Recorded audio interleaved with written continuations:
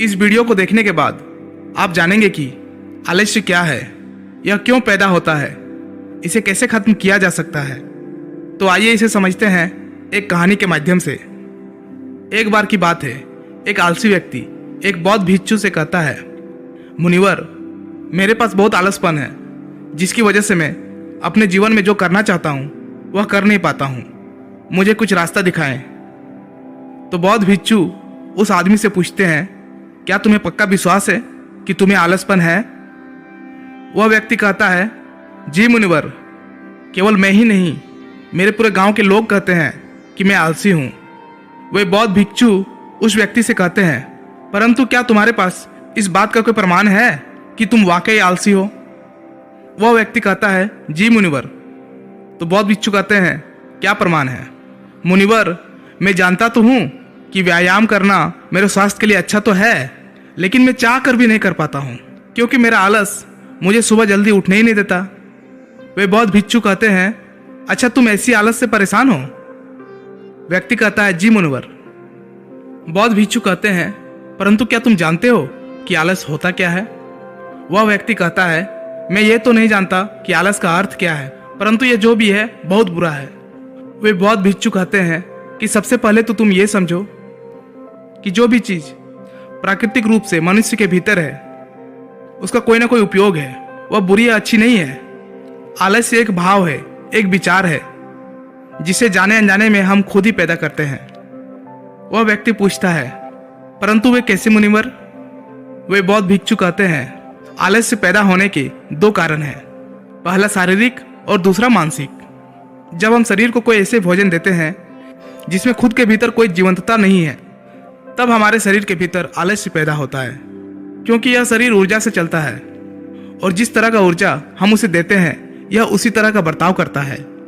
शरीर के भीतर हमारे अंदर आलस्य का दूसरा कारण है गलत तरह से बैठना, गलत तरह से सोना और गलत तरह से चलना। हम इस बात पर कभी ध्यान नहीं देते कि हमारे बैठने, लेटने और सोने की स्थिति सही भी है या नहीं। अगर तुम तथागत बुद्ध को देखोगे तब तुम पाओगे कि जब वो बैठते हैं तो उनके रीढ़ की हड्डी बिल्कुल सीधी होती है।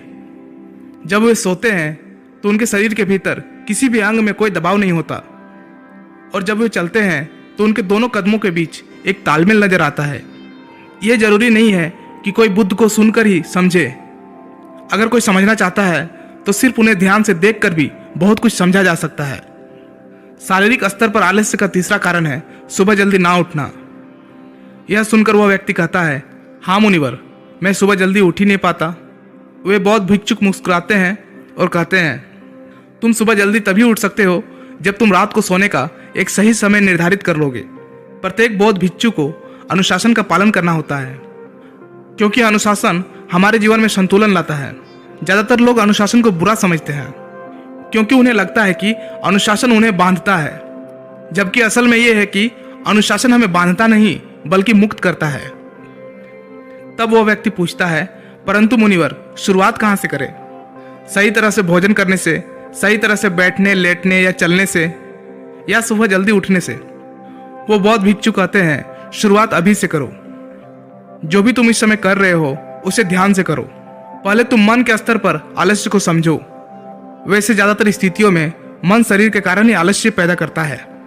मानसिक आलस्य का पहला कारण है हमारे पुराने गलत विश्वास।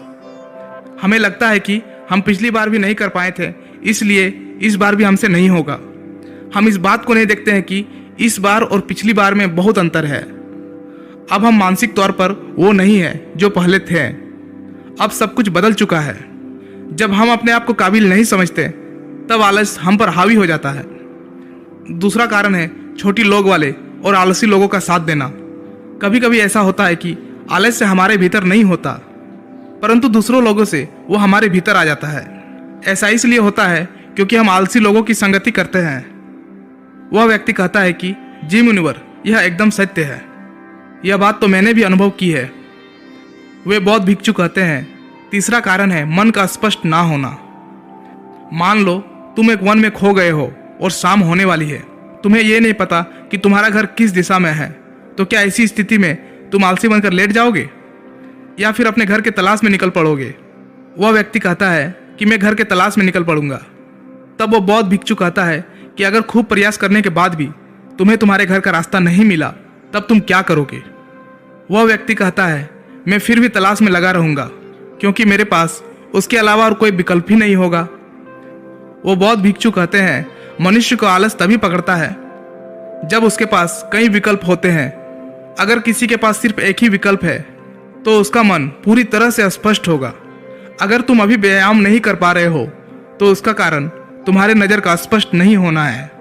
तुम अभी भविष्य में होने वाले रोगों को नहीं देख पा रहे हो। तुम अभी उन रोगों से होने वाली पीड़ा को महसूस नहीं कर पा रहे हो। वो बौद्ध भिक्षु आगे कहते हैं कि आलस्य का चौथा मानसिक कारण है किसी काम को करने की कोई वजह ना होना। मान लो तुम एक रास्ते से कहीं जा रहे हो और बहुत देर तक चलते चलते तुम कहीं थक जाते हो। अब तुम्हारा और चलने का मन नहीं कर रहा है, तुम्हें आलस्य आ रहा है। तभी तुम वहां देखते हो कि एक शेर तुम्हारे पीछे चला आ रहा है। तो क्या ऐसी परिस्थिति में भी तुम अपने आलस्य को लेकर वहां रुके रहोगे? नहीं ना। तो इस बात को समझो, आलस्य तुम्हें उसी काम को करने से रोकता है जिसे करने की कोई बड़ी वजह ना हो। वह व्यक्ति कहता है, धन्यवाद मुनिवर, अब मुझे आलस्य का सारा खेल समझ में आ गया। वो बौद्ध भिक्षु कहते हैं, मेरी एक बात हमेशा याद रखना, जहां अस्पष्टता है या कुछ करने की बड़ी वजह है वहां आलस्य हो ही नहीं सकता। दोस्तों, अगर इस वीडियो से आपको कुछ सीखने को मिला तो इसी तरह मोटिवेशनल वीडियोस पाने के लिए चैनल को जरूर से जरूर सब्सक्राइब कीजिएगा। फिर मिलता हूं कोई नेक्स्ट वीडियो में, तब तक के लिए धन्यवाद।